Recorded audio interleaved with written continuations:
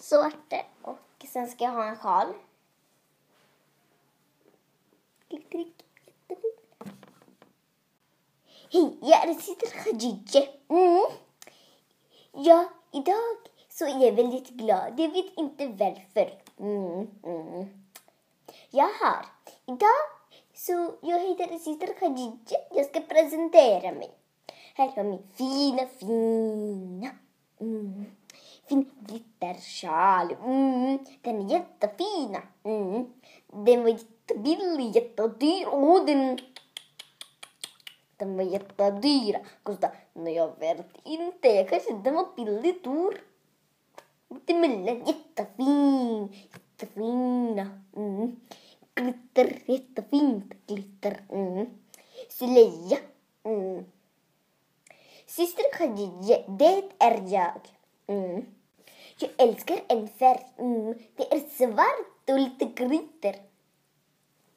Ja. Vet ni?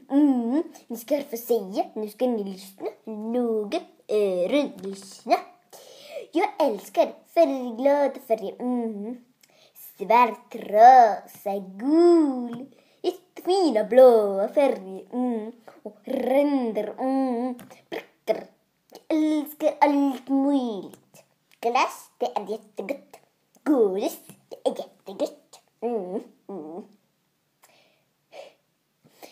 Vet ni att jag älskar alla mina vänner. Jag är här. Vet ni, jag sa förra gången för några sekunder sedan att jag älskar mina vänner. De är jättesnälla. Vet ni, jag älskar mig själv. Vet ni en sak? Jag älskar min sjal så mycket så jag har sagt det för mycket till er alla tittare. Vet ni? Den här som jag har på mig, en sjal.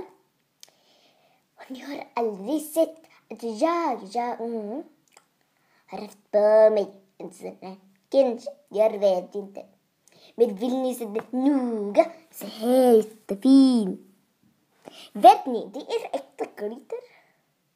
Små fina trådar som whiz, sticker ut. Whiz. Vet ni en sak? Jag ska berätta till alla er som tittar på den här videon. Att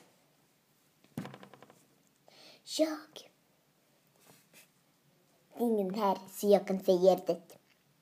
Vet ni, jag älskar blommor.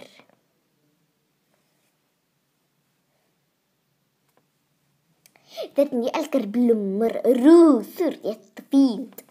Rosor är jättefina. Blommor som luktar jättegott. Roliga små fina blomterande. Man kan plantera.